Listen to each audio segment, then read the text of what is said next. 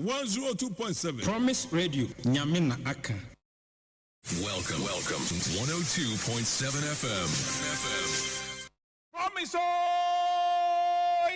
yes 102.7 Massa Firewa Yamama Joe na Yamama Kwaba Family Promise 102.7 megahertz ebraso say ye the highway sports ebramo ene enyumrei ene eye ebrada the 28th day of January 2025 no nsia ena ye di dwumadie no eba na wie sorry a news team no ebeto aso ede amamo for now who joining our social media Promise Online TV and a Promise Radio 102.7 FSM amanonsem and then you may aboa no yede ebremo ewo dwumadie no eso yebedi nka kwama no ne wi a na yede FSM no ato aso ede amamu show no esan live ewo Promise Television ewo digital ede telestra decoders ne so Promise Television the Uhe TV na eho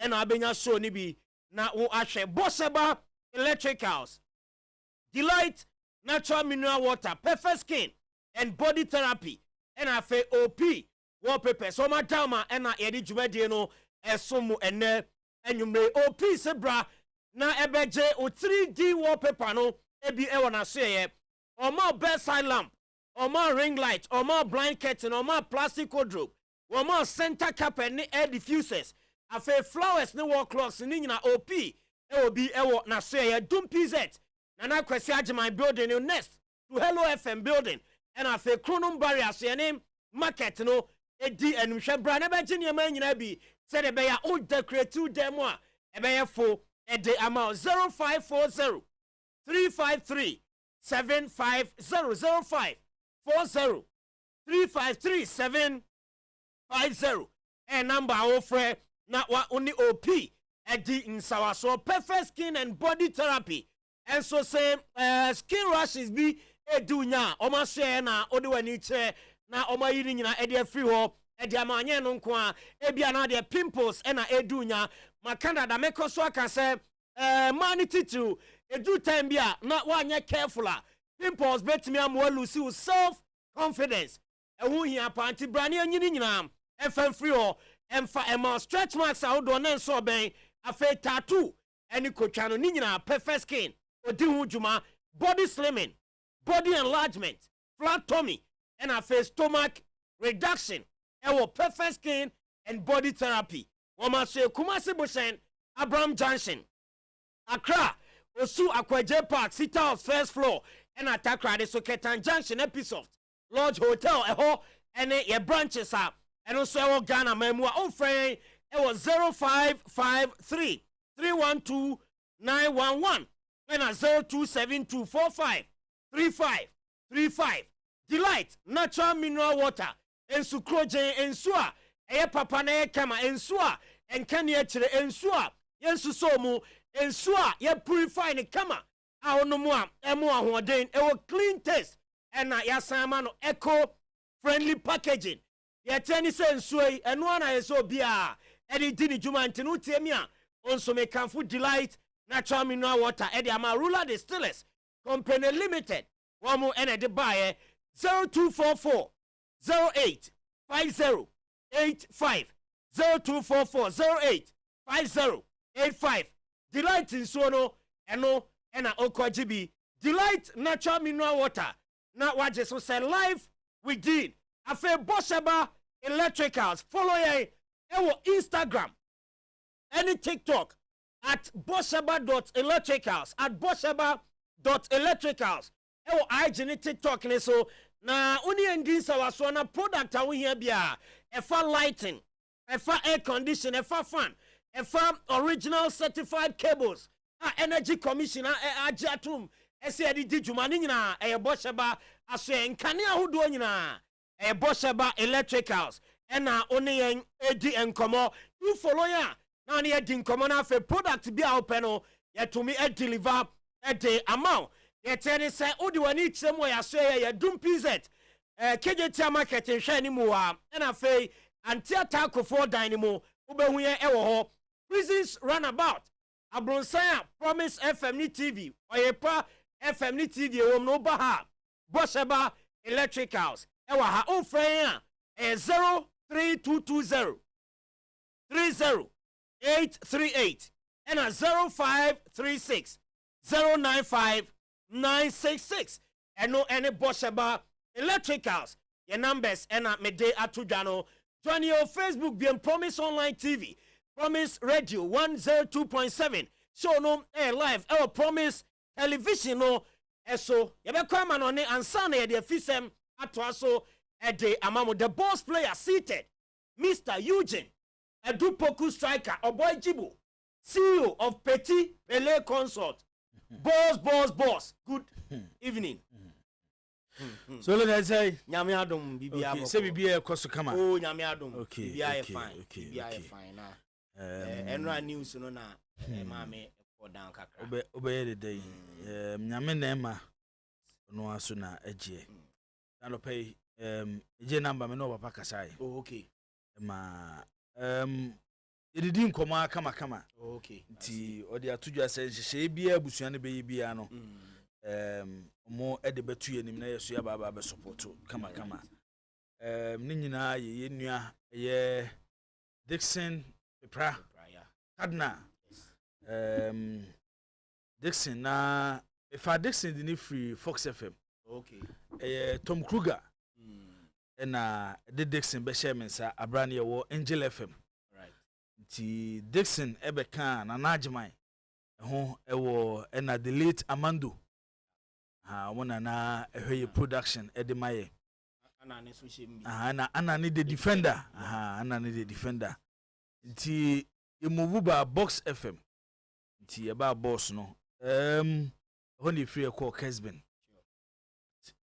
ye call Kesben there na emu atete kakra Dixon say yare into 20 minutes anko ze wotena boss kakra echi ne mo yeden na eba na ekọ ne se enra yankopon ato no sa ede afrenti lo boss ye nyina nhye ho den yema abusuafo na yema abusua ne yakọ yema abusua no so yakọ omoso encheche omore okay enti eneso ye da foforo na ya tena se ayede agodie mu nsem de ebre obibia wo hwe ye otie ye on Promise 102.7 Promise 102.7 ye beso so no nsia se de solo ede atu edwa no na nunsia bebepe na ya sori so na fe news at 6 ababa beto so dwumadie na ekoso no solo na also wo contribution to the show ubetime e de aba o Facebook one ye say Promise Online TV and Promise Radio 102.7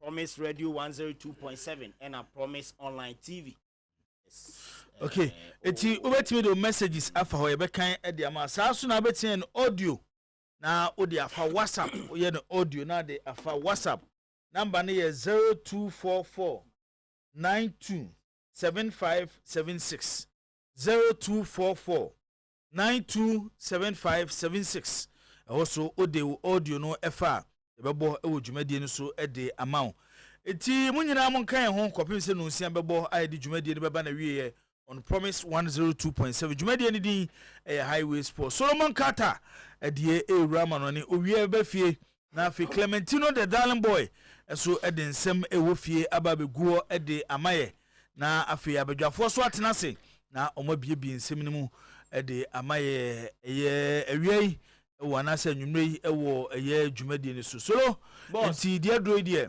na eye se oboabo ahona de nsem ewo eye amanone ede eba kusie mpia wia nso na de kusie apia wia ojam transe Kenya sine na de omonyom na amozomzi bibi besi obi pamo ana bibi aboko wayira kwan Debbie. na de ba ne sei na maybe I'm around de bia ma na me monitor ni me hu time aya na side he na awo say the juma mu haso bua mo post production e bua a post production and no room bay sure is it the suro no waduru o se bua me wo ho me wo sa boys ndom yom be yiwa ma wo etimen ko yiwa ma dance fo e bua me wo ho ne ade bua so ana me and na de wa pamodo aba de oya de ka unya ne number ma ya obi ampamo be ba bia obi ampamo okay all right o se say Martin okay o se bia na asemasi na se bia nsi ono de ana ye dumo light there be ndumo light ndumo light okay obi aso fro se ba giske bia eskabe hey say obed eskabia and then the besi anya asi ye mo akwaba okay so say afide makase ye bezi sanwomam yeah ti highway sports nyoma bebri ne de eba na ekwo no na ye yiguo na ye yiguo say ye na edwoada ebenada ukuada yawada ene fiada efi no nan ekopim no nsia na ye de dwumadi no aba na wiye say edwoada no solo uwie wa mano ne nsem na yeah na ye call the Premier League corner. Yeah. Okay. The Premier League na nkasa. Yes, GPL corner. Yes, Ghana Premier League, the GPL corner, Premier League corner. Nti eno no ye matches course over the weekend. Over the Ghana Premier League no. No na uwie wa mano ne nsem no ye edwoada na ya tenase ne Aurora League Centers no. Ye kokọ so League Centers nyina ene ye reporters bedi di nkomo e de free League Centers ni nyina the games e course so ye ne clubs na namusifo bedi di nkomo wo eye dwumade nsunti eduru juada e the Premier League corner on eye Promise 102.7 afi ba kuso beba eye fiada fiada de ye ne ye na tiefo ene bedi dwuma no exactly eno ya to ni din kawadwene tiefo be nyama nyabra ka ma adwene bibia hawo bia se club a wo supporto se Ghana football bibia ekoso bia no bibia kwan no edman na tiefo ma omuba ebe ka ma adwene omo ka ma adwene wi a na afi abedwafo atenase na omo nsem na omudi gu ho no abedwafo abomode no so pensem mu na ya hwese betimi aboa na enwoma hodo ha ye na tiefo no etimi eno omo aka abom na yinyina no ya sowo afi bibia no susu no aye kama nti so the di kan aba no yes edwoada na Premier League corner yes Ghana GPL Premier corner League. yes Ghana Premier League nra say no ke ye hwe kotoko hwe Hearts game no League Center bia game bia ko bia bechem issues yo then aduana amako pando amfa nti ye be hwe ho no so Samatex bo atena referee anje no SMP na de buy okay nti na fiada so no fiada de na say dedicated amati for yes kan wa adwen ba bia de be fa bia ba ba me ni atem oh yes ndi hia pa oba me ni atem hia pa ma me di obi atem oba wo be kire wo be kan na wa manoni ni fiefo ni nyina yes oba be kan wa adwene nti de hawo no na waba no waba be kan na omo wi a afa bedwafo asum omo nsem na omo di gu ho no na ya pensem mu nti solo the edi kan de abano no okay all right the aka for branda ukwada na ya wada so ye yini kakra di go sa pepepe nti ni nyina so ye bebo modern e de abanti etiefo ne ahwefo enhye ne nso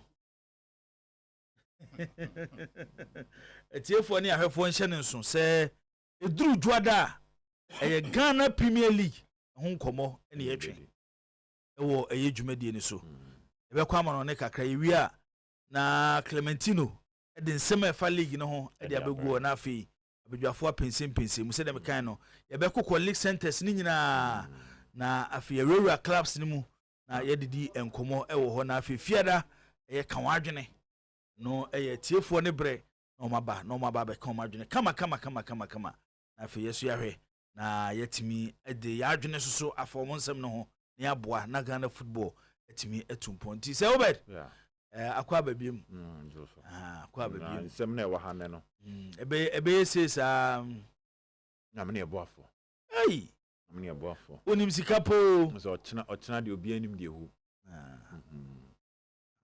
yanhwe nyame de nyame bet kan ewo ba nim sika pe it's just the first step of it sika pe na china sika na kura eno ne de da kura se me sheda pe be 10 minutes bi ma o na oni ahwefo ne atiefo di nkomo kwan fa so pesika onye sika ne so wie kwan fa so akora sika no you say first of all you need to know yourself Yes, it's just the basis. It's income. Basis income and expenditure. Wabuana one wachechere amanfo mu because simple income expenditure. Said the no. You always have usi nim sika pe, say nim sika kura no.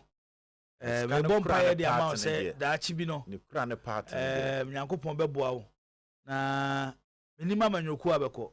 Ababi ade woni be chiri bi omunya power. Na omo ayo finance minister. Come for bome. No credit. Wabo mo dia Ghana sika so amaye. Come for bome. On say chi din. Come for bome because come man yo ma bebre waste of money. On say chi din. Me say chi nyedin. The issue is you need to know yourself. Dia unu say oya. Usolo otu a won kasa nya na mo de betu ani mo office wo no. Oya on be kire ode. On be kire ode. Solo un kabi. Martin born again when I come there.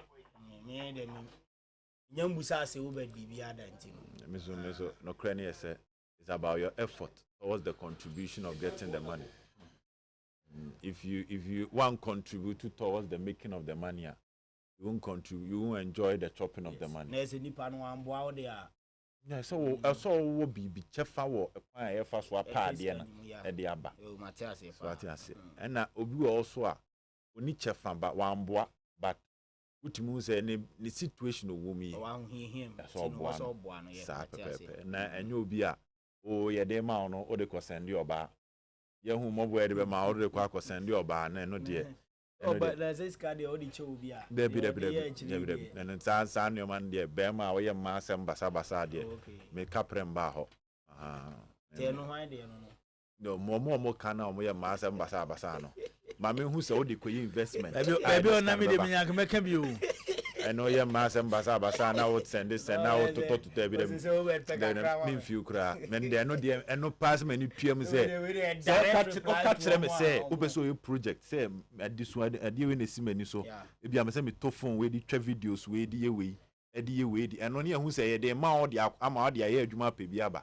And you wear the man and alone. And when you loan and say what and you have woman or investing. What I say, because you need more chance. And no the say for a good cause. Now our dear no de kwakwa master mu de send ya jibu. And the master when you unim ya chen. And so say a tree break. Why be that? And so say a tree break. Why be a jai? Jibu mfa so be and say a kaboka. To abo kapen. A card bo jibu bo. You will learn the hard way. Ti ni nyina so putu ananto. You jai ya be. Kwari mi jantem because me no na nyama bebre na bi se bisa me. Na me hu ya no. Me invest ho na me jeja nyama bebre. Me wo. Me jeja nyama bebre me so kra. What's it? Invest ho me judi. Yeah. So yam kwa. Sino akwa Bibi aboko de. So abo ho. Okay, all right. You hu anim. Say owie pe solo wie a na also the same wo fie no aba beguo e de amaye bafo wakwa ba that time je so bibia boko de oh nyame da roma me te say wo ka kire ekire din say ene de ekusi apia wi a na king na you know no kasa no king Kingsley okay oh say the bibia Kingsley no I say we be pamo no ben 3 days ni botoma yema nti onzo hu obi a eze on fa nsem na chia o we anu ama na nsa so say skafo nchia no wanya ketwa bi o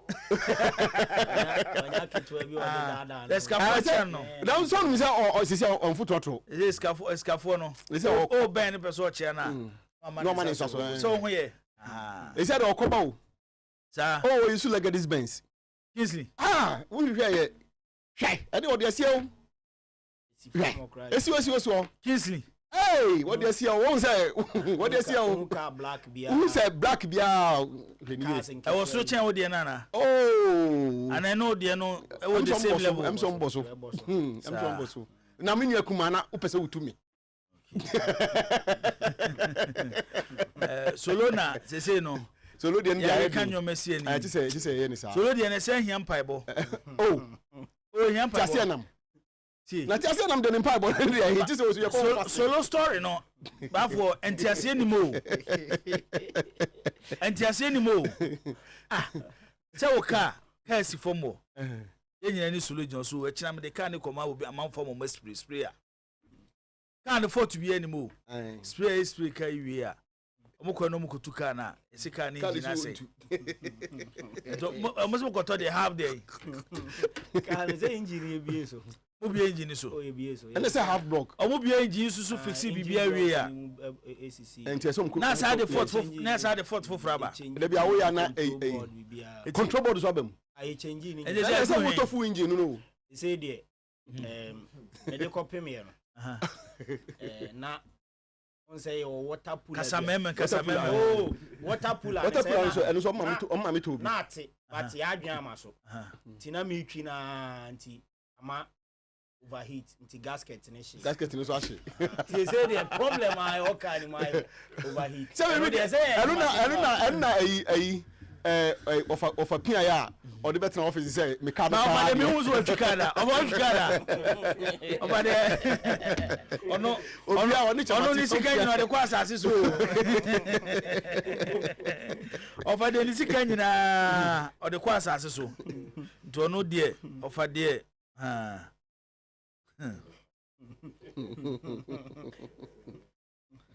aga da se o si jibu ka kire obet say wo de wo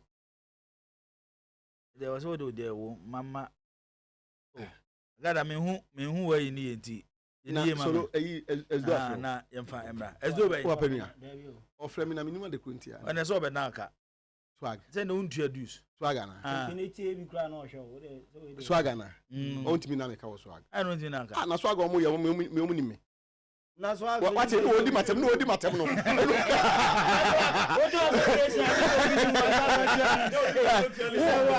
wakati kamega say life on air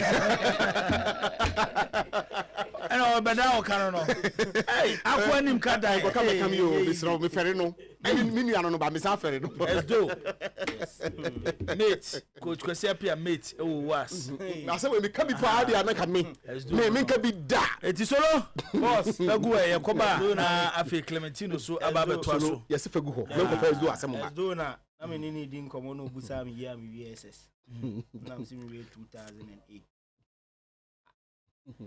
ano me wie polybe CCS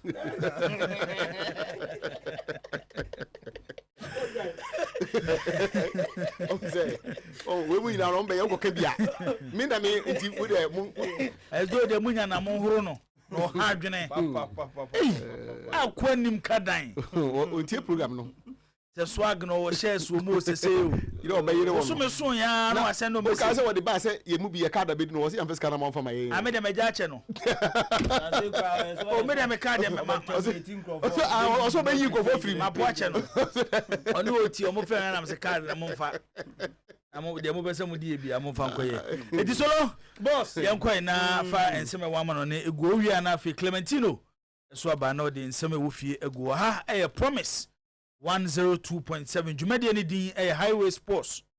If our messages ebra ye be kan e de amount and our audio no say number na 0244927576 0244927576 bebo e wo Jumadi so e de amount agrada the child from the United Kingdom UK ho and agrada e wo na ho the almost 30 deportation no they don't know be America na oninkrata na wastate na obompaye ma no anze mi nipa ba ko me teste no na me say masa ohun so de na reply o de ma me meeting ka already so esa de asembe ba ozo nde o safe pa no bongo fo bi din so mo na wo say me we ho mo chira kwa obedo agrada sese wo diskama ma eye sana nyankopon ye no agrada de no na le obedi so on first come over David o de be mo han so ye be ma na osiso na o diskam ma ma de ho chirewa onfiu na say about this come na say ho chirewa wa ya say o person ofiu obefiu say agada sa na obedi kra na ni no mati say ni agada sa na nyankopon ye no obedi no me che say ni no mati say what diskam oba no wo wa chire o ko wo ko gya na na le wo ko to ban nya sa na o kan o say ebia ya brantia wasisuo unya sika na de akomage unya sika na de akomage afa wo abrantia afa ho chirewa no abo no obedi wo so ma osika so no obedi no ma o obedi yen kan sa Obed Mpacho yen kanisa. Na unyes ka de akoye masa. No de de ato ho no mo abata. Na do no ya on pebi. Na on de on tua. So we jai dada. On de so we jai dada. So yampo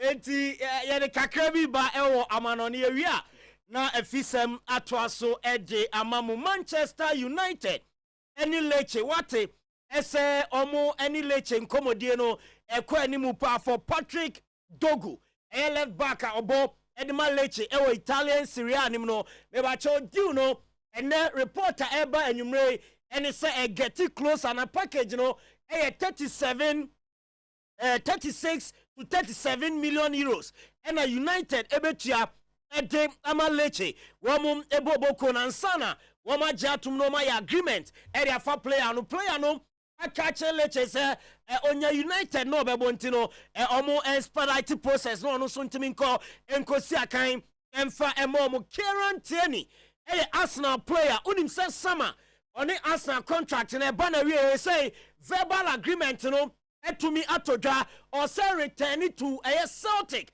baby ono some starting the bobo na the attorney say waka kira Arsenal say enka January omunjano emanenko na mom so manjana mananko a sama no ono ebeko akobo edem ama Celtic for free eno in summer orano and as a player no any Arsenal bobo kon enso aka ho asema ye dem mamo ewo eye dwumadie no eso enawia ena ebeto dwa se elna sampanyim for ewrem ewo Germany omni bino for Leverkusen edin komo efa Victor Boniface ho ama eye training any squad across Xabi Alonso prepared about the final game of the UEFA Champions League where he play no Eddie Efrima Osha anymore as Leverkusen any outna campaign for able to me a finalize it you know now Xabi Alonso and Eddie to just so situation where no a situation or tiasia papa now also discussions no eguso ekoso also am try kakra na am prepare game no without Victor Boniface and until no you know Eddie free squad anymore and no and some more running to Jantino. Say, imminent Victor Boniface Beram, our Saudi Arabia.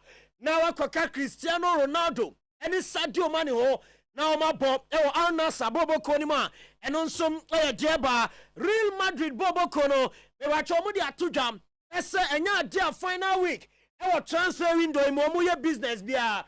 Entino someone to player bia. And ya friend or Mube Chinchina Cope player be and so top. Ewo eye club bi mu a enom eye Madrid dia eba eno no boss anopa na o kan name asem ewo Al Hilal wa bra as I said oni omu area ne sana wawram ewo Santos baby a wono so start free eno asa akoto aso eden amomo now say name eba Al Hilal injuries inti want to me more games bebre amfa amomo na enei uche sika Al Hilal etia edima name any matches dodo obo edimo no Mr. YS game ba ku bia na name ebo bia no e cost Al Hilal 43 million euros package on the transfer package and this come mutuama name no yes nka wo che by number of games oboma Al Hilal game bia cost omo 43 million euros na say e ka susuro pa e na Hilal enso e boy ewo name ahwa ye de no enso nsem no edem emam okọ Benfica womo a winger bi ye fra no Andres Sedop na sa player yi yesi bossa boboko no womo asase a omo scout no a omo gidi ese player no betimi aba na wa be sia kan enso e de ama FC Barcelona womo eboboko no Andres Sedop ono so nsem a ye de emam ewo dwumadie ne so me say come Madrid aso na say yes Madrid for na say frustrated wombu afu Trent Alexander-Arnold ni nyina ne say enra Fabrizio Romano de buy so do no best 98% done na ka 2% chesombe conclude na fe player no summer wababe bo e ama Madrid na yes boy no Madrid for no as skasam na as boy ni feel say as I say Madrid in Sabeshan and Umuntino as Sicano court and I was so do edding Madrid I say yes so we are frustrated by Dimanta Alexander Arnold and so Ediamo Muguswa, any din Komosanka, or better Teniamaso, Edding Amo Kakra, Nafe, Omo Etumia Fano, na Yasi Madrid Aka, Ache boy, and so Wajatum Sobeba, na Sika Semino, the baby Abejana dia, any option. Yes, we have a corner air for Joshua Kimmich, and he said that tribute as Alexander Arnold, and to me, any Madrid and finalize it dealer. Madrid become Joshua Kimmich. Na say no so Woma Kofano ede a free by Munchena and ede free ho eba Napoli akache Manchester United Alejandro Garnacho ni deal no sika betimi offer 50 million euros and a 5 million euros add-ons.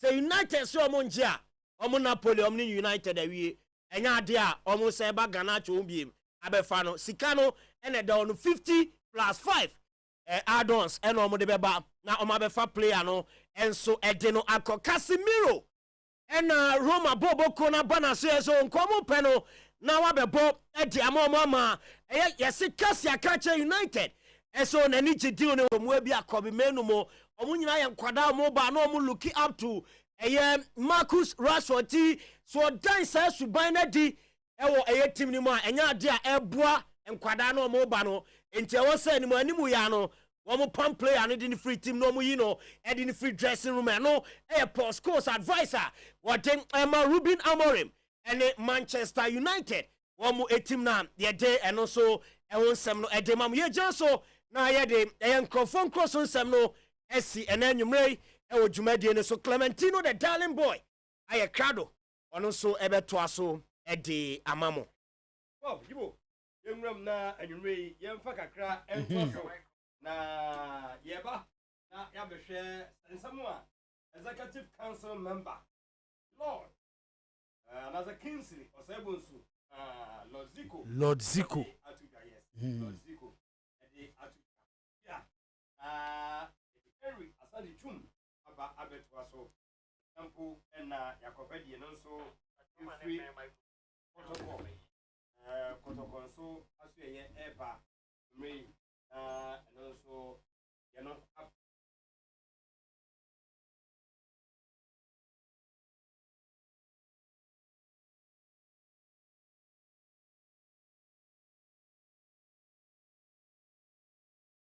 football association.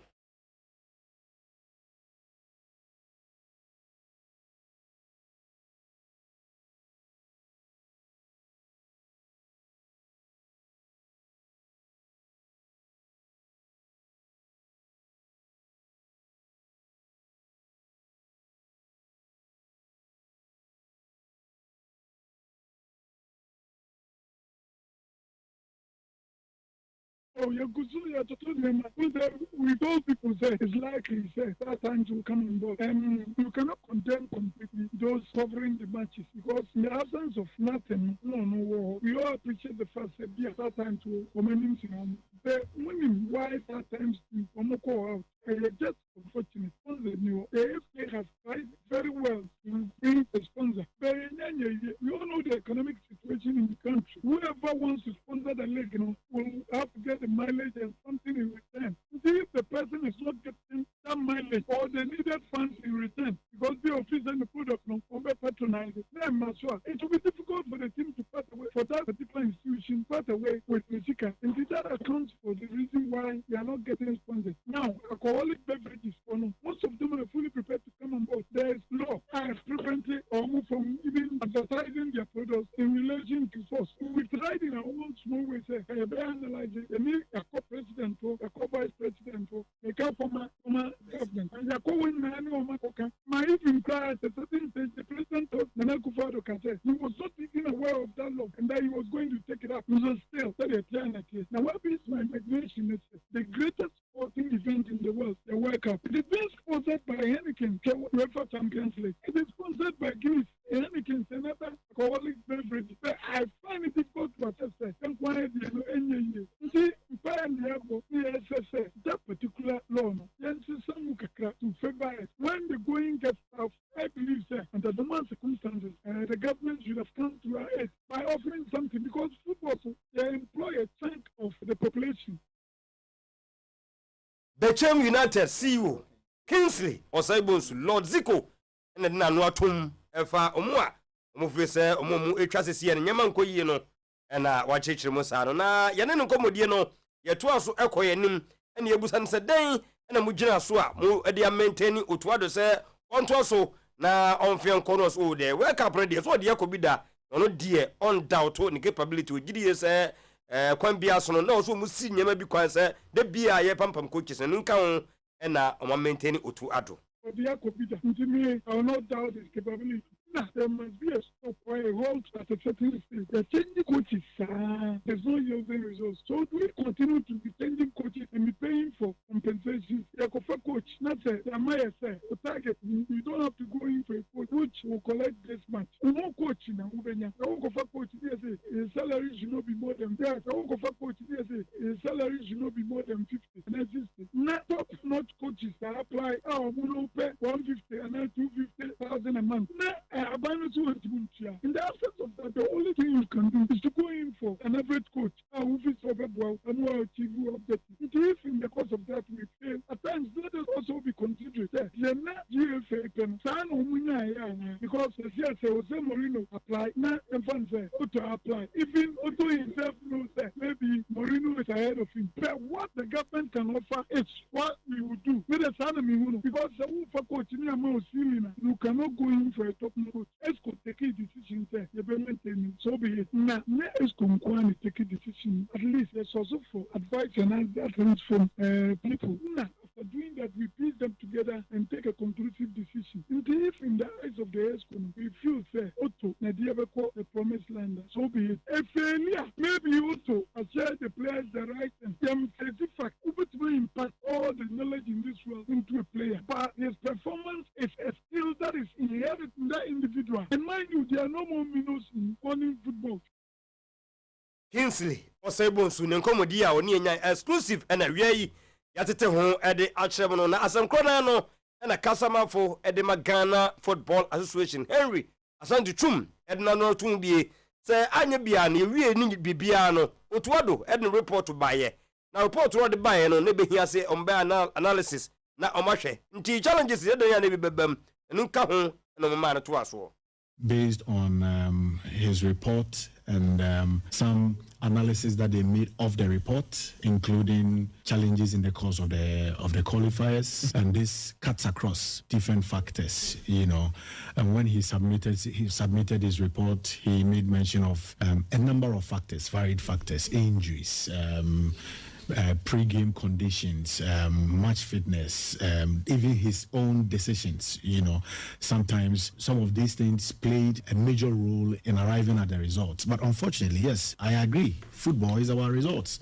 Or every sporting discipline is about results. I mean, you can put up the best team in place, the best structures, make the best decisions. In the end, if you lose, you've lost. And nobody will compensate you for losing a football match, you know. So I understand. I perfectly agree with the position of Ghanaians. Based on results, one can easily conclude that he shouldn't be there because it's been the situation over a period of time. But before his appointment, I think just after the council decided to give him the job, there was an announcement that in the course of this journey, there will be disappointments, there will be failures, there will be mixed results and what have you. But at the end of the day, they are willing and ready to stay with the plan and move with him a long haul, which is why they offered him a semi-long-term contract. So the council believes that it's about time they give him the necessary support in the World Cup qualifiers. Also look at the possibility of strengthening the backroom staff, helping him to reshuffle things a bit. And that is the position of the Executive Council. It's not only about results, but it's about the reasons he gave, the potential he has, the fact that it is possible that they can turn things around by beefing up the technical team, and all these factors were considered in arriving at that particular decision. He had first choice, second choice, third choice. It depends on the negotiation. If the first choice doesn't accept the offer, you move to the next choice until you get a backroom staff. So I can confidently say that, yes, he made those choices. time aso na de Henry di to aso kra de metiwe na mse Henry we so mo na oso otuado ensenti anyama nkoyi amfama ne nyina no wasi mu baako enso ye players a sebe ye obo kwasiada bohuna no aba memenda na ye obo dwoada no aba kwasiada late arrivals no ka ho na ema ye pai ho a ye hunu yasen mu de mu ntem aso na mu ntie sa asem wi. Issues about late arrivals because players play games Saturday, Sunday, and they come Monday and they are playing on Wednesday. So not enough time to plan, not enough time to train, not having enough time to work on tactics, and all those things came up in this report. The analysis post presentation of reports, I don't think that all the 12 members on the council said yes at the go. I mean, people ask questions. I cannot paint the exact picture on this platform, but it wasn't a friendly atmosphere. It was not just a straightforward decision that, after hearing from him or listening to him, we want to say yes, or we are all saying yes to his continuous stay in office or otherwise. I think the most important thing at this point is to be able to get back the winning mentality and then also try as much as possible to win the hearts and minds of the people. A nation as big as Ghana, and with our pedigree, your number one priority is to compete at the highest level. For the senior national team, the two most important competitions recognized are the Africa Cup of Nations and the World Cup. So it is not possible to hire a coach without making those two tournaments a priority. I understand the magnitude of the issue. I know that a lot of this is also coming from, or stems from the fact that if you didn't qualify for the AFCON against teams like Sudan, Niger. And Angola, then what is the probability that you make it to the World Cup against teams like Mali, Central Africa, Madagascar, Comoros, and Chad, which looks a bit difficult. Angola, I'm the Yashano Moshe, and Anomunya, 2 years be prepared, ya, no one be an obia inteno, and fa. Na, and fa, Yibo, Yamawi and Kotoko, any and House of Folk, na, unse IMC, Abeso Jumadi Mono, tax back where the Mono, so Momo de Nakotoko, youth Timono, and Yakono, Anya Biano, Momo de Nafe Umua. No mu push players no at the best senior team no mu na nkomodie de kan ekọ so ahyase no na nka ompeso mu eko register e coast na omohyase ebo coast na no mu se players no mfie no ebi ekọ nanim no ana nkomodie a mo ne IMC no enyaye no mo hu se hwe adwuma coach Abega coach Moro na Joba goalkeeper trainer mu ebo no ho no asani nti from na coast no me no ekase de awie good news a eba na se mo ko register Kotoko youth team no Division 3 a enchekra no obo say Division 3 league omo ebo no Kotoko youth team no omo so ejamu a omo ebo bia we ene ne e free Kotoko aso ye eba we ye de ema wo na anopa no ye monitor training grounds no na chese Fernando Bassi wentumi anko training ni nyina na say wisdom upra ye okoba ye no obeye training kakra na musa funyam ya ene na technical team ne hwena animu anya de a utumi eba ye no ene ne no so efru eba yemfru no so na me no ekase yenko wie e wo House of Folk na nanu ye bekan ma base ka so seto say enye prebia nemom so register ma House of Folk since wontumi emobo no wie ena yen checks no edi dancers a groin injury ena player no etumi enya no ka ho ena ma since House of Folk eni bibia wie ye e wo second round ya na nkofo hwe ani mo se matches ba ku mienu ayabo obejam no wontimi mo bi entino yegusu atweneyem sana watwi supporters no ebenya seto say edia na chese eno so eyade yegusu eka ho asam na executive club for House of Folk and I promise say league no be eda no nyade a yeyi adwen afro so se agi a enye ye yenso agi a ebetuma yeye against Pando Heart of Lions a crucial game more form ntu ye player na se go a ehun say eyade a 1000 Ghana de chira etwen wo timi nyina so mobo modem na mutimi edi nkonomu di a momfa nhye mutirimo say mo package no ekufu ne ade beto ho ede amamu a ye no so eba eno no na we no eye Asante Kotoko RCC na egoso do mo nsa to nsa yem se betumi a nka NCC abato no emra so ne nyina na so beka ya alanadamanu kama wo befa post no di so na say wo bonto ano wo de tudwa seconds no betiti bi na ebi etumi abeka ho na nyema yen kama nemum yemfa ntu etirimu se nyade a RCC no ewo ho tumi se unya sakani wi a omo number eye NCC no mum na etimi ma number ebezi sabre ya yekasai matumi aboaboa be se du anu a mo hwe animu se nka number mpo mo nsa beka enam so munya bi no mo hwe animu se we no omo de adesre koma patrons no se de aduro ne de mumbram sanse NCC mandate no aso afekura mu ani akire na apa ho nanso na ade anyama ekoso ntino omo do nsa to mu nsayem se de be ya enche kotoko emeno ekase de NCC elections no ebetumi abaso na dwuma mo nso guso omu die no matumi enya numbers na omu nyina no aba on board yubo nyina so na anwumrei on the highway sports yemfa ensem no ensiwa Promise yes 102.7 Massa Bayawa Promise Welcome to 102.7 FM.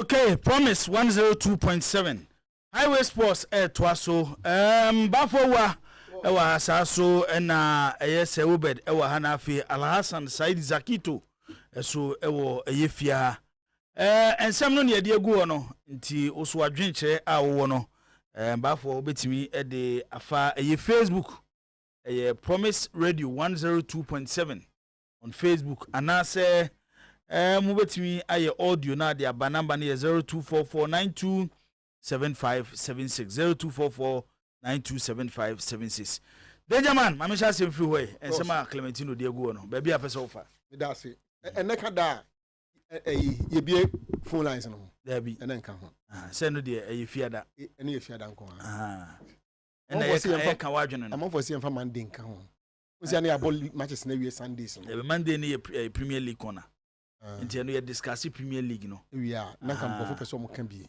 o mo kan de say Ghana League say de be bie phone lines na me kan but Friday the yes was say and there omo mu tie ye omo mu hwe ye no bibia do makoma so bia ensema ha omo say you team our support say you be team say the state of Ghana football okay bibia tese sports bia de wani je hu bia wo problem bi anafu say sports bia football bia pesa ofa bia no nti ombetimi de aba nti bia line to a no wabeka wadwene wo kan wadwene wi a na yekeka ni nyina boma na afi yeso ya tena se no mo nsem no mo di gu no abomoden ahwe na ya biebie mu de wo hu bi kan no ya beka bi se bi ho ye obi ho nimdia na asa adwenkyera na ase information bia na yeso dia eka ho to question kra no bi person obi bisa wo de obi bisa ye pe ho anu ye di ama no edem yanko fia danko a edem pa boss danger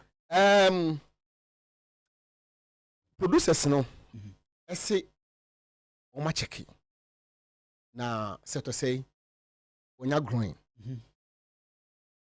growing asemi be 2 weeks ago na me kan wa ha obeka last week abas ni e dey be tm ho kakra fine but me buy no time again I still insisted say set na onye ready to play now no ya omo call Basake no information set was in the stands now on can starting lineup no meaning so bia obi ahwe house of lineup na say obi ma confirm say bia de make no me boa na say bia tisa omo ne Basake no there be no oni team sheet no team sheet so me da say of course player be a player you come back to training no e bia wo process I do come anopai Joe Gomez of Liverpool has started training but based upon the kind of injury no ebu ono ma wo ba na wo ko gym ebu ono ma wo ba ye the ball na ice balloon no e de ma wo na wo ball nkakrakra enti ebeti ma hu wo pitch ne so say wo ye training wo pitch ne so but now when you're ready for matches ebu okrampo etimi ma obo training matches and I say yeah train etimi ma yeah but actual matches now when you're ready me nim ye ntia omode no call ye in the first place cry because na you clear say but ebi as na on person team bonding na then that is fine. There's a number some yet to prove to amount for say the movie me yes my cano or make you look like as you try to then that is fine. But the fact of the matter is that for what we have been told, set and you're ready. And don't just say on ye but or bank cracker. It's omo ye medicals no mu wi. You see omo ye medicals ni we answer na injury ba. for what I'm told. Medicals new as an engine.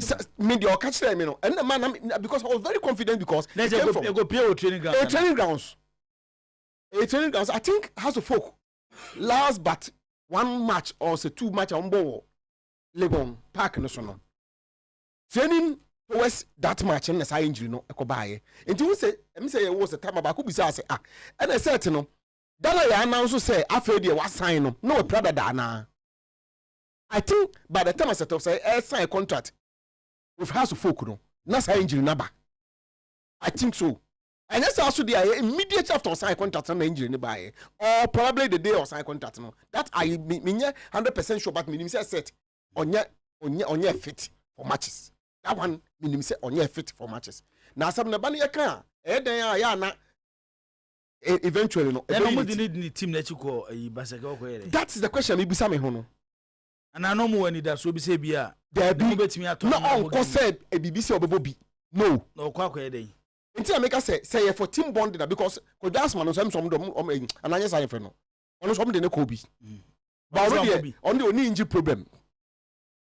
I call them say needing by team sheet so me on them say needing by team sheet so. Enti me no make say for team bonding mini problem. But if to shame you be say ya beka say e be set in team monti no e say you na supporters na that one there the crane o yes na o ma mo bia. Me that's finally no. Our production team, hard-working production team, as also akomu. It me unravel this. You say set. We hear time kakra, and maybe they make say as a folk team no, medical team no, obia man and income no because has ebehiano,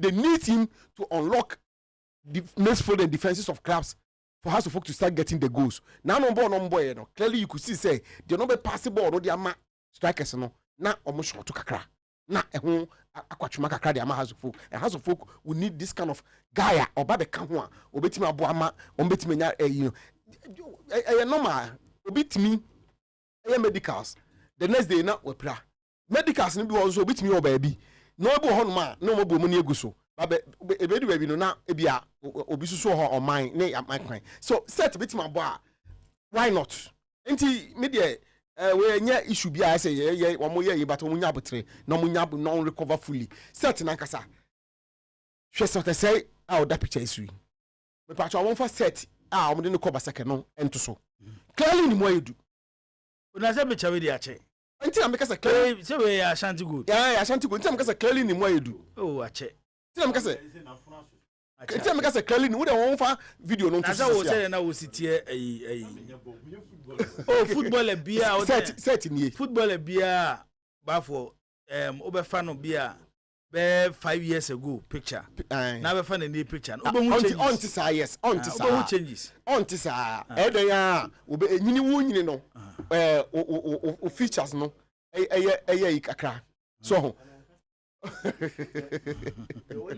bola bia o ka say why kese the lower part of the body no Hona he a former CEO na kasa obi a why club da he said the kasa as a footballer for 7 hours kasa as a footballer not because as a footballer as obi be challenge you stay cool no but to the be can at the right time na no share you o do boko to ko fan me for dey afrana ebo afrana ebo on ko no hu me oni na ebo so no hu se oni wo re so na baby no em senior em senior enti me twem no frame me I'm say oh senior I'm say uncle phone team okroma say mambo ze tuna but there's some dey boss to that back so also kochi team bi am hono na use Honda me hono Sunday no stay me say me den beba abonti to aso na eti if you want to who play akese a but for the lower part of the body no from na haneba ne funu anybody see one no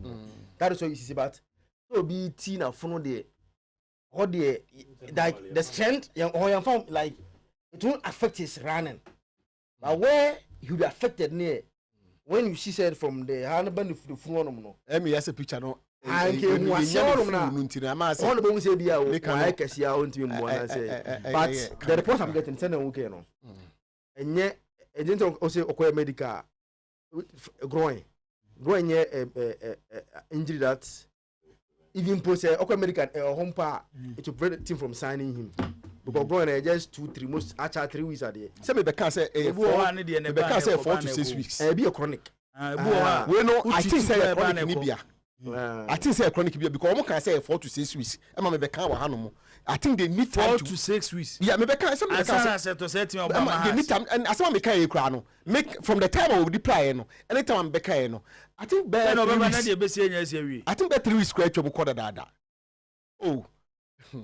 Maybe then the business has a ball. So to say sign how many years? I think 1.5 years. 2.5 years. Okay, yeah, 2.5 years. Therefore, my next is way. I have bishop with him. Musukada na moyesa. Boss, danger. Kotoko move no youth side now on register to play in the lower division no. Unsa has the end third division. Ombo bidada. Yeah. Has area so no money ombo bidada. Nti at least omo bia obenya player back. Ombo greater class. Ombo bi. Ombo pa. Wana dombo to coach no. Dombo temu hon man. I think sa Konongo Ronaldo no. Munim no. Oh, omo promote no. Smooth to be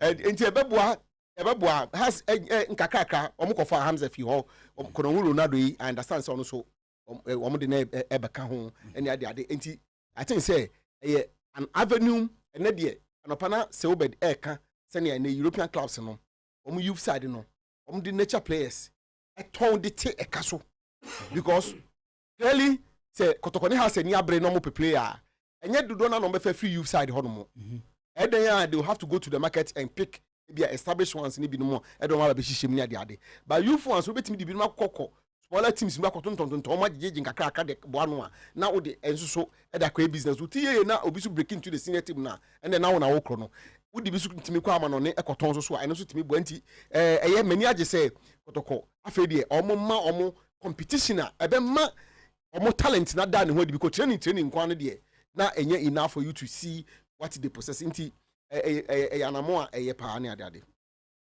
logical say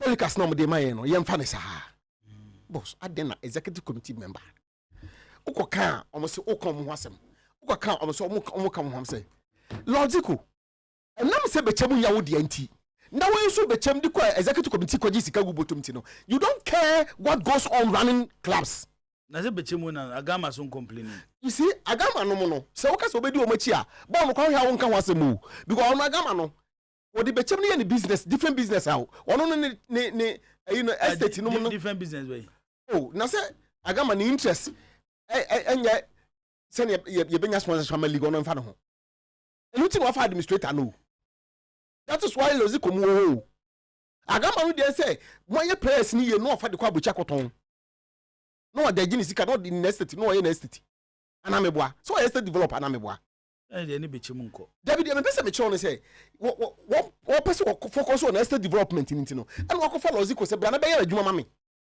na wo ye na wonye ni and lozi ko no estate development na wo ye estate no sisi no so do bi ato ano den ya obi be da no be ya ma wo ye ni so anye ni ya so be yi no well who say mame che wade bi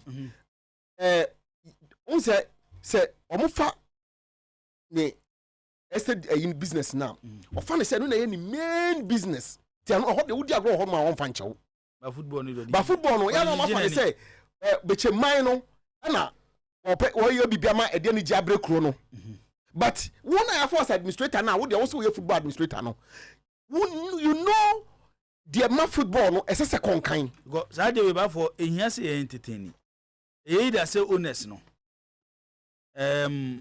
na omunya ball ne ye because ye ko stage a ya hwe be do brebi no na Ghana Premier League clubs omo mutimi tuo mu players kapa no ba for enu 5 I will not be surprised when you say na me no tie ka say nso atrema dem eno omo ye budget kwa de koto ba for wo ni mo no wa boato omo I'm telling you now nim dia do fi a career labor because time on be kwa Africa no massa omoko problem say wo boa me ekọ Africa na ni wura no wo ye be kwa to players sika beba na se ba for wo sika e na odi sika ko share team nim e ma omoko Africa okay yo afọ omoko Africa ni wie na omo free mu no omo antia to player ba ko kra and let's say 4 or 5 months ni ye muntu to players say ye card administrators na sem no say me ye investor na be catch omo so na go for administrators there be you see administrators no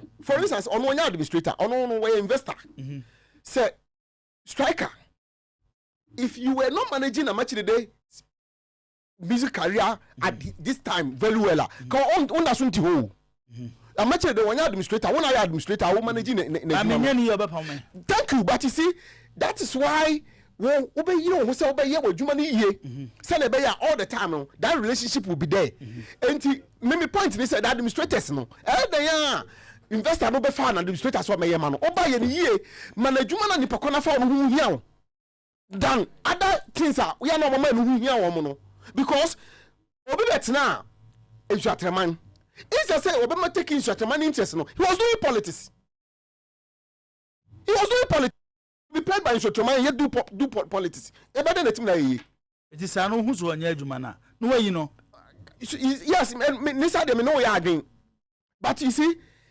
some of them and no crack go home kan kire investors na say club bonus no enti ebeko kodu ba biafo ben safe na wodo sa kwhye bo ase I think say I agree with you and unti na nan say mu bi Mr. Yogefi ka say opese onya interactions with the investors in the club owners no because they must be told the truth about Ghana football any baby enam bibia no under no circumstances and me say me say we makasa Obed Anizakito no mo mo hey abanone born there omo dey chire kan ho asempa one of the major revenue generation avenue our football mu via television key one of the major come on here there no obi dia man na fofo wa page TV right no e dey achare na fofo and the class are paying money to benefit some other person Sadia way, Senator administrators say, oh, come on, Omunum de Moya, and Yana, although Sabaka is a can run the start times for Bano.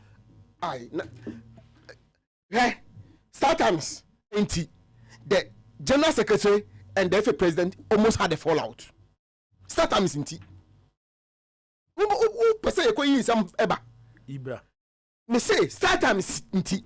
Because even before you started season, no. The General Secretary, through some other people, managed to get Star Times to accept to say they want to come back. To the extent that I had discussions with one senior media person on the Star Times, Muya Juma. And Okacha me say the FA or the Star Times or both of them were going to announce either a week. The following week, that we find second, and then Tuesday, Saturday week or the other week, Simono. Saturday week and the Lamstrom, who is in charge of Brandon and then head of communication. Head of communication strategy. Say they will announce TV station. So if you are we were all happy. The next day, now. Yes, your mind TV stations by 6. Some no be. You raise a red flag. People in the bay, in the base, in the base, in the base, in the base. Wusha, dear woman, me interest, boss. And how is the TV coverage benefiting the clubs? Monetary wise, the side aspect of it, and they say coverage, is so poor that even Anchor. The other side of it, which a baby project a league, and also in some farmer. As a coverage near so good that Kabetima project a league, I'm Amanoni, and other part of the world who say, oh, Ghana League, and ye. Na every cry and quit yetri, never say betting the one bataho, either via sponsorship. And now say, players papa or can you whom we and Uncle Pebinukan, and also ma.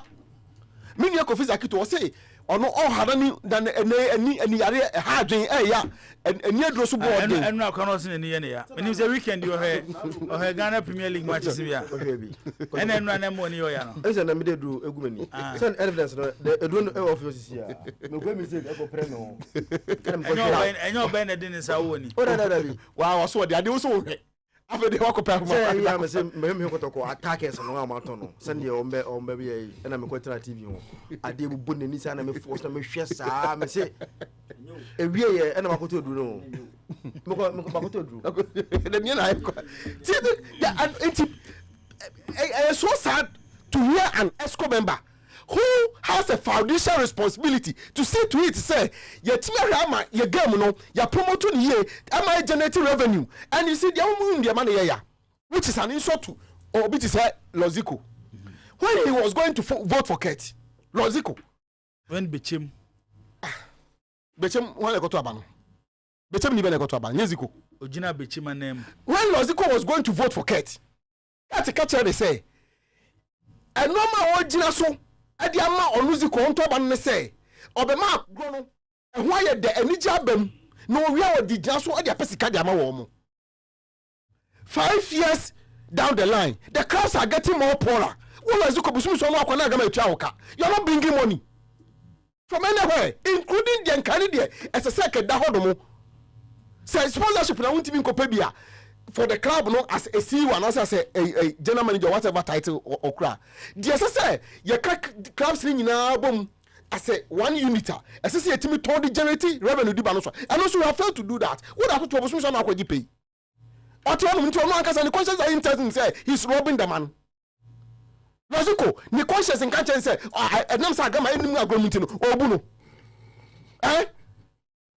there's something that tells him no obu no because I am a nimu eto ya na bukata sa no kwakwe no kwani baby bo watch no nya bote hwe nya bote Lozico aka say boss a insult to the integrity of omo Ghana League no go to the Ghana Football Association omo brand and marketing my good friend Jamal Jamal no global media alliance adwuma only efe hono is it not working on the head of marketing where are they pa and Lozico say they are not able to sell the Ghana League because omo moto alcohol yes yemo nya advert we are Jesus Christ of Nazareth. How can anybody say this? Say alcoholic beverages no want to sponsor the league but yemo nya advert we anti how many times ebo na we are yesterday okokro yebo say we na advert no time by 6 na mo ye after 7 na friend say omo do omo atade kobo omo brand no kobo just na nimu a we say mbini etiamra mba ya FDA how you go you see me can say how you know share no all the media houses say they should not do it football nyina kan so you go and tell them say see when it's hampering the because clubs in there as I say banisa as I say so mo kwan as I say so mo kwan enti tama na ABC4 sponsor Ghana Premier League no and am go for Instagram ABC no mo sponsor Ghana League no and am go for Instagram mo bonsa na when I get to go for ensanom no because you had to TV so I say you had to TV zuntia they are not making a good statement or a good case for the league. I know you ask for what what can I say? What say Ghana? Yeah, nisika. Yeah, the for coach. Yeah, be channel 150 ni 200. Ain't you know? Man, be 50. I know any be kofa. Until the sell 10 days, say kofa otoado, which is man bisa. An ESCO member. Yeah, the 2 years was some coach Ghana ya name. Na boy any kopa coach. We see any sika. Yeah, the abandon you ready so obetua more than mumu 50 na mokoye no. Abandon obetua 50. For Christ's sake. Ababe the tua English national team coach ka. Eya efe no. Omo njoy.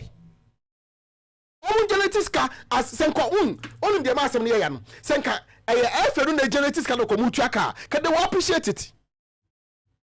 People be adwuma ni ye But because Anya Ekwa around the beach, so they don't care. That is what Lozikwa is telling us. And you know, yeah, Membisa coach Ani Akofa. Ti Membisa sa ya de sa Membisa. You never also know. Na fe bam. Na asama to yen. Boss, me we hurry. 2 minutes. Asante Chum. My brother. Well, I say, Otuado Senka performance in Quadia. Ka Esco for in Atas and come to me say, Yinedi. Me Pacho was Otuado employed to become the preacher. Professor Kito. Otuado mo fa ne say, o me jira keje ni adum ne ayi pampa so no me o me kanyam sam nkyere obi. He came to coach the club to get us results. Tedodika ho. Nemu Otuado. Onya ade na o ma gitum say results no nye no. De ma o mo pray so say Otuado nto so nye aduma ne say. Otuado di nchechemu ba ne nchechemu ba ko ne say players ne ya o medu ntem. Boss asana man tana. He said to Stum say, Otuado be catch wo say, the entia yanti man ko for AFCON no, players na mantem. Patro Nigeria from players on 3 months and sana Yakobo. Sudan for na no boy no, on players about 3 months and sana no mo. I say tactics there, o ma jatum say Otuado onya de. Nemum players no o mo mantem. The entia players Otuado omu jare te ho nyina se oba be cheche omu omu tiase se ya na players ni mantem na is Henry Asante Chum ni Esco no e ka che Ghana for say enti Otuado to asu after the players no on baba 1 month to matches ana baby e ha me ye ba ko pe say Otuado say tactics ana o man ka tactics to na me ka so say o man ka say tum say tactics ndi nye o mo so Otuado no kwa kan no o man ajitum say tactics kwa onya de players na late o man tem late arrival na o kan de bi Ozaka ba ko bi kan o na o he sa anyoma ya Henry Bobo so ya ba chewu emu den na ya assistant coaches ne fort and yes e fama assistant coaches bafo the assistant coaches the assistant coaches fort ne say say the assistant coaches no Don't pencil mo. Don't pencil. Omo na ama players na mantem. Ye free players na e so omo ko che omo ba na omo kontem. Eti Otuado free player na. Na tactics no Otuado no nya ade no don't pencil so tactics so nya ade. Ba efe omo ya onwa sebo. Sa no ka. Mi hu bi da wo. Na mi nti bi da. Say oman bi akọ competition bi. Na anyom omo koe na anye ya. Yes, head coach in the one tana, but assistant coaches in the one. No one. Oh, say, a good hold more. I can form penny for say, won't be normal to make a shring. But a more, a more tears, that's what you enough respect the moment. But sometimes decisions are take back catch a Ghana for. No, I'm not saying quiet to say, but what's a name answer? Necessary akwere so san mo ka kire you say eno ma na so no eno ma no de ka mu nyedu e ka hye na nya ntina mo ntimi so no ma no na no ma na mu do emu nyedu a wo de ka hye de pipa we mi de ka hye den Zakito mami ntie we abane sa Jibo logical obi a is a no special relationship my age me one station that only say no Sunya ko na problem amount. Also now director of Moonlight. Okay. Is a director of Moonlight. So na na dia. Ni nya kitwane dia. Okay. Enti. I wanna we adwuma no. My adwuma Moonlight. I wanna na awa no. Yes, that was now why your head of sports. Yes, my first the Monza. Yeah. Unza that one more special edima wa the Monza. No, I accept so your boss. On the ko Sunyani o. Enta me say he brought me to Sunyani. Okay. To do Moonlight FM. I'm now that I'm more atibu. Okay. So ana me jomenu mu atebu. So abrew. And I was adwuma na obo no atebu no. Enye ese obosunyani. And I wa dem ba. To sunyani na konkran no. Mti sunyani mko akra. Na wo so abekumase. Na abekumase. Na mabukumase. Aha, nti ziko de me boss at Moonlight FM, but one kasa ye kra. Anka ne ye kura. Penny nkasa sei. Penny enkasa sei. Ah, logical. Anya de, ma fere na enwumre. Papa logical. Ma fere. Asam na se kana ese me kabi. Ma fere papa logical. Penny nkasa sei.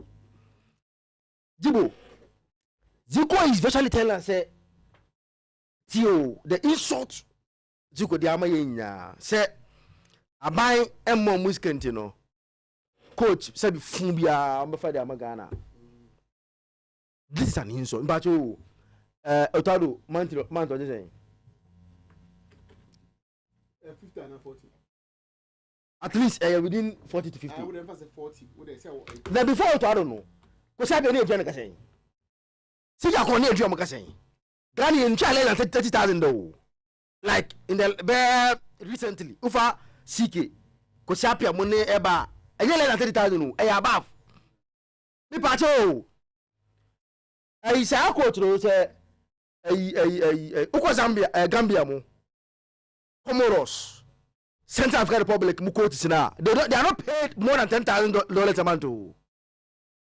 Ah, Zico, meaning. Football, how they learn football. Because and yet I have it in there. What's not efficacy in Ghana here? Yeah. Time now no Afcon Yama Zambia no. He wasn't a top coach in court, not on your top coach. But he used a Zambia job to announce his what? His qualities to the whole world. And then the value course or Enti Jibo, you can anytime biana we call for coaches and the boy day. And then about your Chelsea, Enzo Maresca. Nebuade.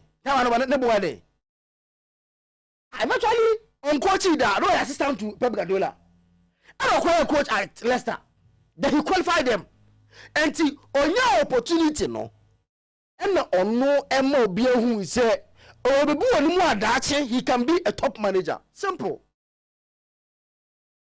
And say, I see, with $30,000, $40,000, $50,000, Zico is telling us, say, this escrow cannot get a coach good enough. Because he can't $50,000 in Tino, they will bring us a useless coach in Ghana here. Hey, some people say a palm from Kumasejibu. That was how worker. Because I buy it's not giving them money to hire top coaches in the GFA had no choice but to settle for an average coach. This is Zico. Say Zico is telling us in 2025 $50,000 cannot get a good coach. Hey, we have to deport him from Ghana. The type of American, we have to deport him. Now, some yen tenny. Some I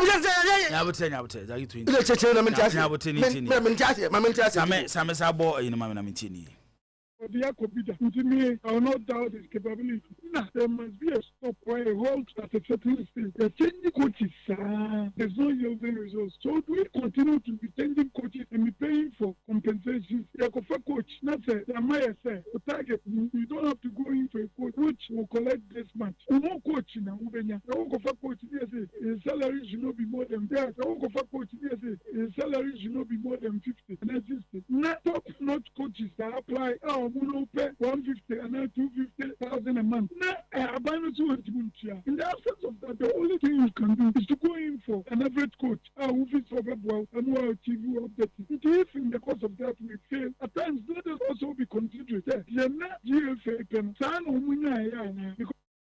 Promise. Welcome to 102.7 FM. Oh, you are. Zach, oh, you are. Material Canada, made them tea.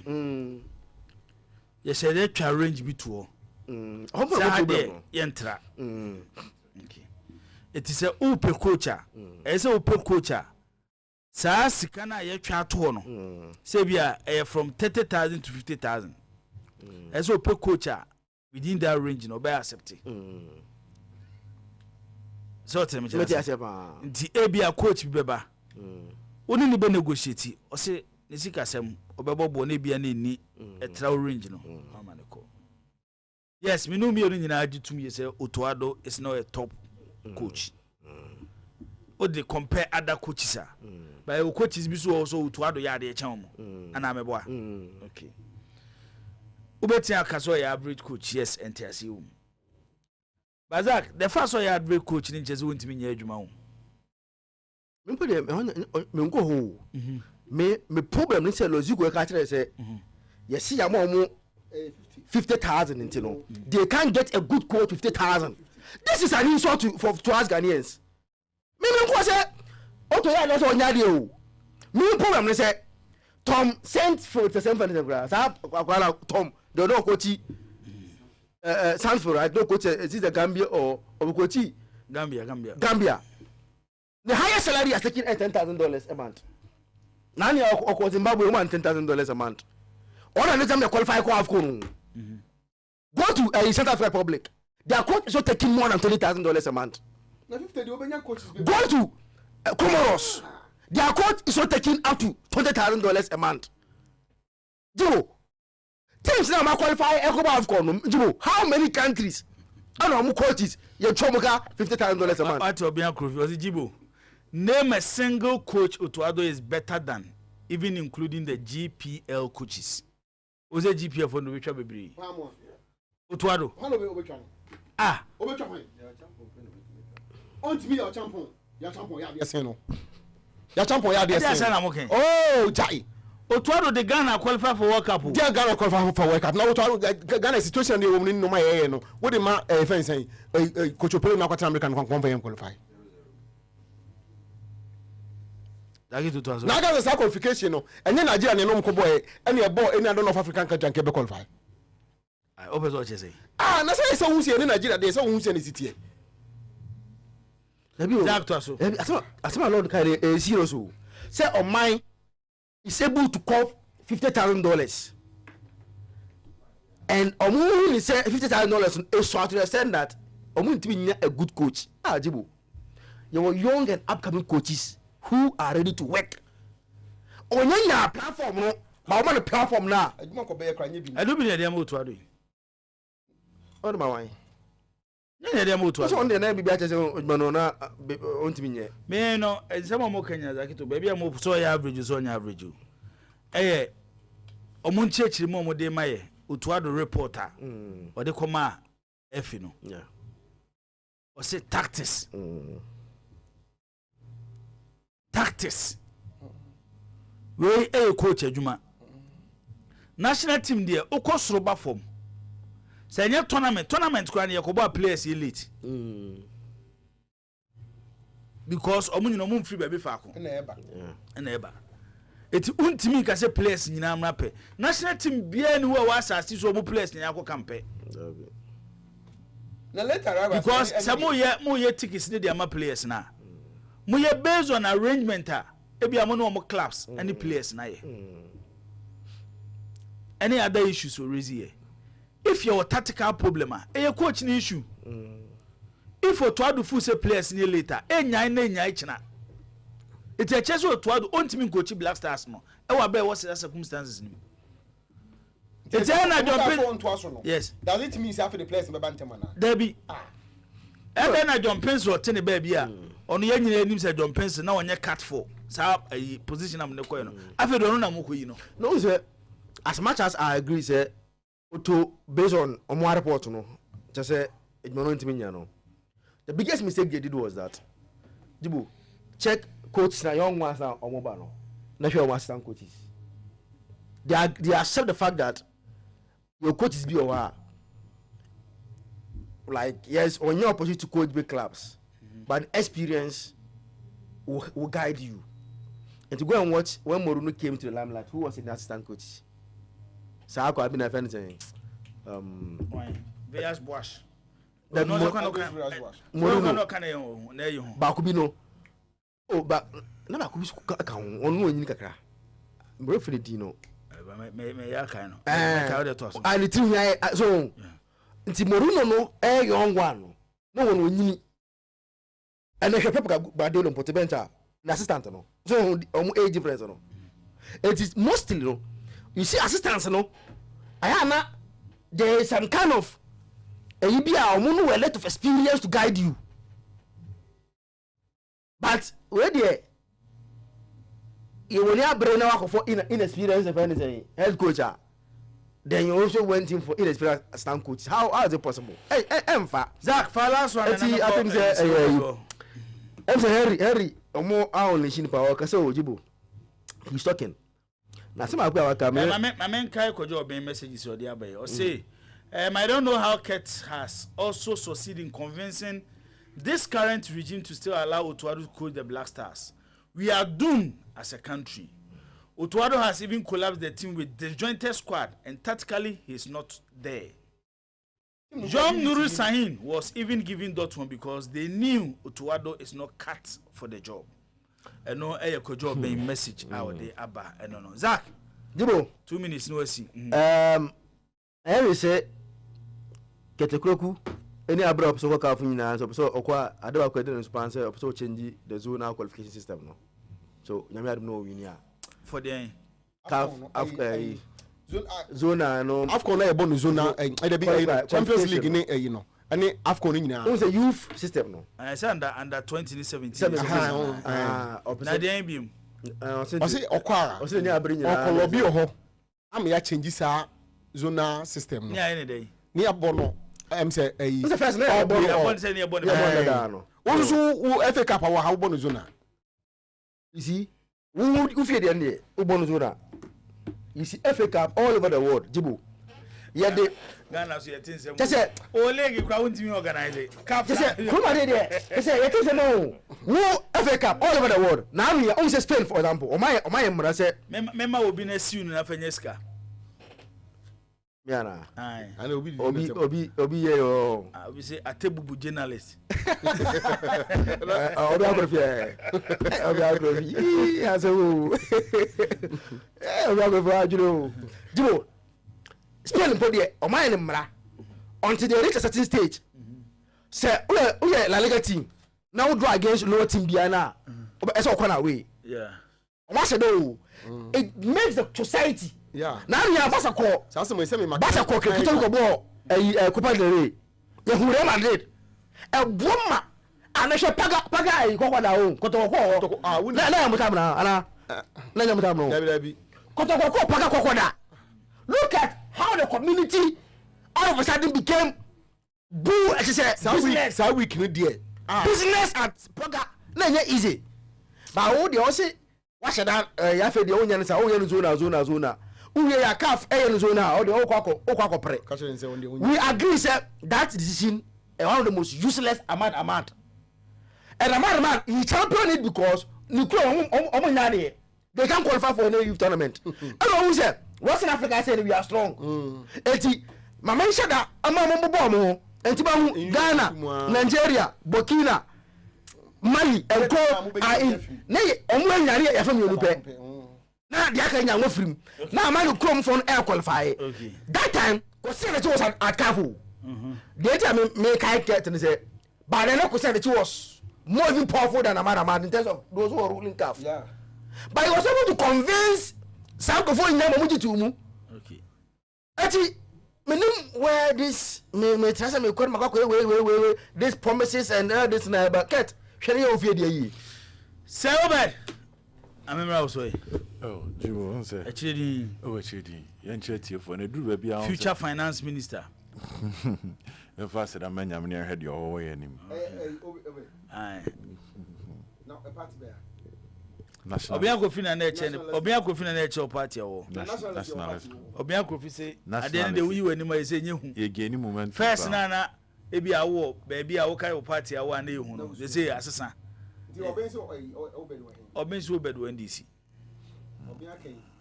even no kakra wo school party anam kuta card ya MPP tie nto aso na se party dey go for okuje to ba ko ole go no MPP ni o anti ono mane ope party I've been affiliated with her Tescom yenko to aso na okuje to ba ko ani o mane bo ma no MPP to aso yenko na umeti no nya MP no e bi wanya oh enya social bu enya sa hafo ne de tito nsuom kra tifra hafo ho nyina ma den ma ho nyina social boanya for MPP but I started as formal to say they want to be good opposition. Okay. So let's see how things will go. I have a lot of friends in MPP than NDC. Okay. Doesn't matter. Nti yentoaso da nyankopon be hu be am to koye na obeda na di a kire mo kasa besa we fight for the nation. Enya 2024 election. We fight for the nation. Onya de be to ya de be bo. Enya ya nsi we dey to aso. Zach asem na o kan wa han matena se unse ma bie Henry asem na to ha tactics late arrival injuries. Maybe ato wa and I'm still asking myself say why is it that nipa bi ma ibua omo society no mo from just to defend obi onya ade? Because the omo ye ni nyina an attempt to defend idea within themselves omo say enye. Is she no matic no? So atem come na I say idea wa wonim say enye but waduma say so we defend into who defend it. To tie defense na it makes them nipa na o kasa no ema bua ni dia wo nipa no eyira because asem na o kan enya asem e so o kan jibo ba o tell odi asa odi to you so na ye de nyansa tare ho a na ya kwa se nipa na o ka asem ni mom no asa ono ni nyansa ne na eni ho but ono de kan nyansa no but he's been forced to defend adia enya ntino I am young, sebe one on Tana and Seminary Aquay. Because the lost the cook can, we tear the Henry can. It all points to one thing: get rid of the man. What fairly? So the best thing on which I can say, Nipana fairly, but we still want to stick with him. But also, I want to mean Kansas Sudia because so can one. It makes sense so be a failing now, Simon at now, especially when over 2 Obia he was better than this, but I'll classify no as failure. Pesia Pia Ekoduru qualified from the group. He qualified Ghana to the AFCON. Played in the group and qualified. And no free one penalties. Okay, Kalaba Kuban Mono. Yes, I know you failure under this same administration. And say no so obe defend it. I can't see Sujitum Zenipana failure, but I want to stay with him. Then people ask you, this failure of not qualifying. And kayamna we amna donko kwesi apia den they no ya but we donko and they qualify both qualify from our group. Ya pomo Christian because he qualified us. You see an ugly qualification, but he qualified us. Played and did not qualify from the group ya pamono. And to check all the scenarios describing Sika Kono as Matramakwe, Milo as the new Sobolo. Now they were to even Sika Kono to adu in one nature say some go fooling in aye by a chomuguye. Into any attempt to defend this makes you look like Sabe. I say there's this movie called Peaky Blinders. Now one of the characters whom or quote be or say we all sell our soul, we are all horse, but everybody have a different part of the body or tongue. They say nyina ya tonton ye ho ba obi a ne body obi ton sebe ne japade na kusu ekum obi ton na adwene obi ton ni nipadua ene dema. I think I agree with you. What you say? So we are all horse, but it depends on the part. But baby a ton obi a baby o ton ni nipadua no. So what you say? It's clear say who defend this idea is what ton adwene. What adwene na we decide say what ton. Because if you are really being honest, so the nuclear power the whole situation surrounding our lack of qualification to the AFCON. It calls for a radical approach, getting rid of everybody involved. There's no man timty. I think other countries know one person the excuses are not like any tangible. And to come was then we plan the cancer same way. Because there's a lot of respect here, Oma Lord Zikon. As someone can, Yaman a bony media Oma number from. And so far, there's been nobody within the FA structure which may defend it because there's no defense for it. So, quote catcher said the first reason I went to qualify a tactical. Mr. Tactical and one a young wedgman. And you're coaching. Tactical and you Jibo Blasters ba training ma ko hebira. Coaches a dear chino. Coaches say deep Blasters backroom staff nechino. And your coaches get wow. What me see we a performance analyst, we a game analyst, we a position analyst, we a match analyst. About physical instructors are. Yabo we, ni abo wedi.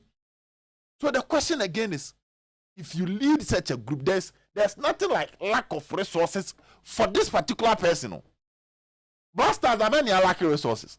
Even when AFCON qualify, a drew stager, na CAF betimami akobon home away from home, I see a being see that. Sudan will go through that process. They played all their matches home away from home, but Ghana echo to every extent to make sure to have that home advantage. Still, Sudan here ball draw. There is no excuse. Sudan born matches nina away. Home nim. Kromo Sudan kromo. Waman bobi. Yeah, the duru dear ding. Yes, Cape Coast. Yes, Accra. E penti su nyina man kofo konam Cape Coast omi no mpabo nyina wa green just because ye pese bobo no ha to have the home advantage ye we nyina ba want me and qualify. And people are defending this. Now your peja could do level say ye sikano di ebenya nie. Now ye penyini ni e de wa tukuano. Me na matiko me say this is what my money can do.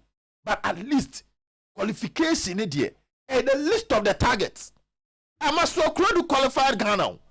I have qualified and here refi. When Kwesi appear free World Cup 2014 by. About first match, who's here Pamono? Oko say 3-2 bi. And I can say that Kwesi intimi. Then assistant Imbaso Kunedu qualified Ghana to the 2015 AFCON. And then at December, I appointed Avram Grant or the Okodi second.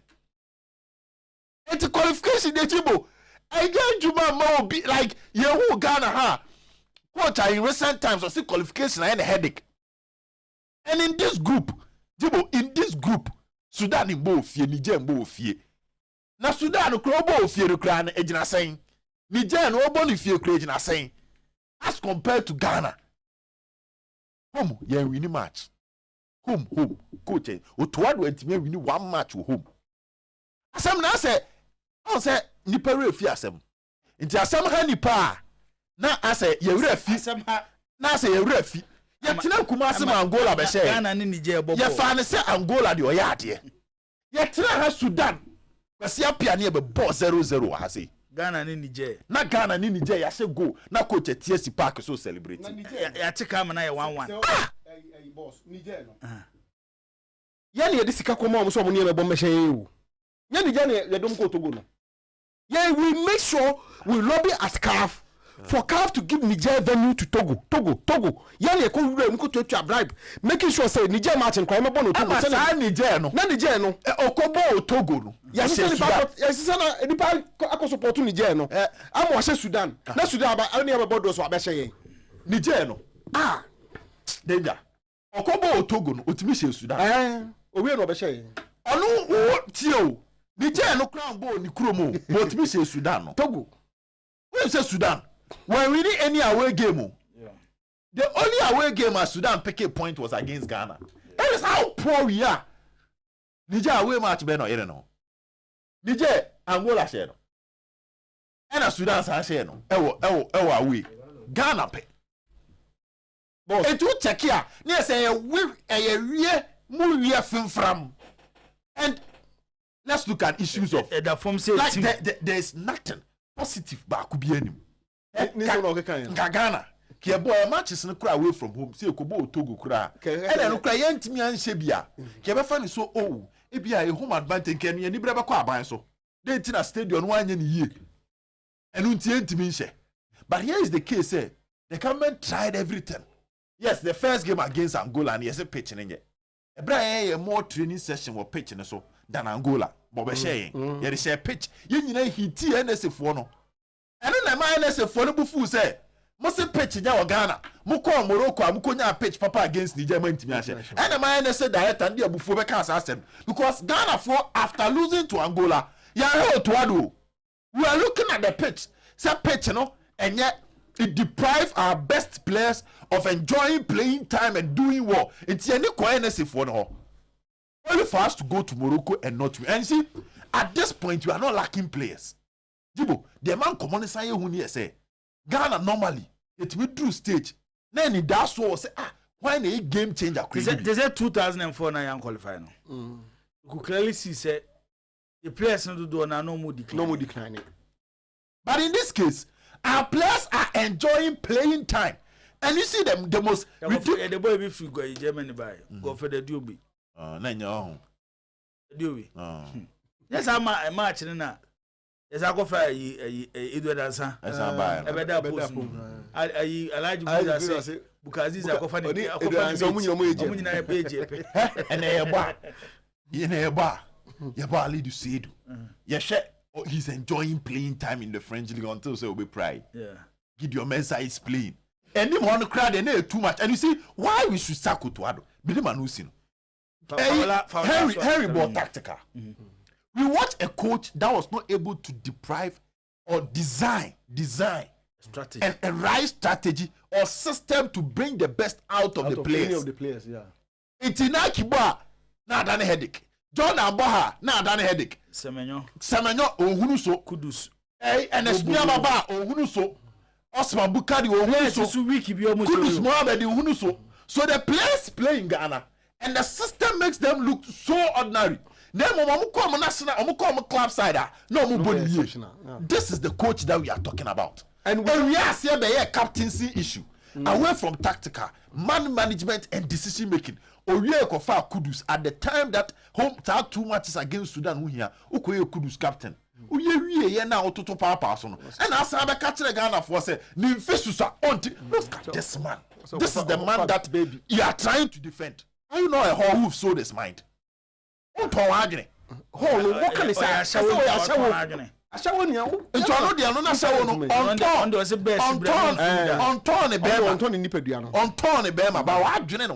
if you try to defend this.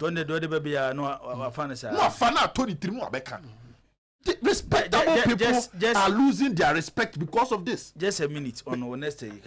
Before the next day, Gaka elections no. Neither Akoko to Makotogo. I have to check. Only Akutu. And neither Akunya Koto Nakoto. Okay. Send it Akudo baby Obetwako. Minim. Oh. Unim baby neither Akubetwako. Minim that. Obetwako. Neither Akuda so be baby Obetwako. Oh, me.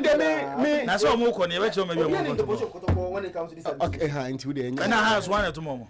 Has if you are named Johnny. Obed. Oh, television right. Kitweb. Yeah, bad line this one. Na easy. Papa na lozi kuni nipa na lozi kuni interview. Interview if you hire me. Only time. But only time. Time. Not you must have Mr. Time. Maybe I'll connect hot. Time no time. Also time na. Also time na. Mr. Lozico. Samina Abraham. Oh yeah, Nenra. The issue is. Sami. I don't know because Obrea. Maybe I had the whole day. Maybe I was that sorry. No mre. It has a that sorry. No mre. And now I bre. 745 05361616072019414161 ubetimi afre na oso waba eye dwumadi ni so highway sports enche na ye sorry so na fe news at 6 ababeto aso e de amaye line na aka no ho amen okay enti mo bo ho na ma me ba ma me fa we nka ho 0244927576 0244927576 also betimi afre bacho udi ni baby akasa finado asmato aso yes sir bacho mama ma pa mo ejo so opanyini me pesa sanje mambo bacho etio bacho ifu yin se mi no mo ka kan dia na zoom re bia Oh, fache online baby a wanam se emu sheda na ho udi baby akasa finado asmato aso e ka bacho gambo le ka se gambo tafo yen contentem Saka, no, the good of the walk. Saka, the Pacho, but what's the course of enemy? How catch and some of the Babon say, no, the castle. I think they film, the huge me, and the fruit come now. The Pacho, the time I now be. But they're going through, no, don't flag that now. I thought, it's not what they are, Sampagifono. Well, much is said of the Tom Wagana, not some of Magana, who will put any man.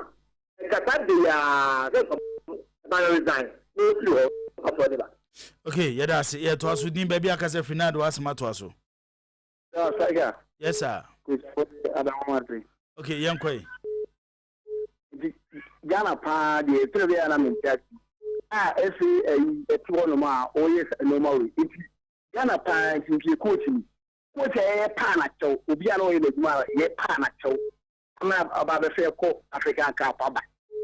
Yakwamba, I said you are no you.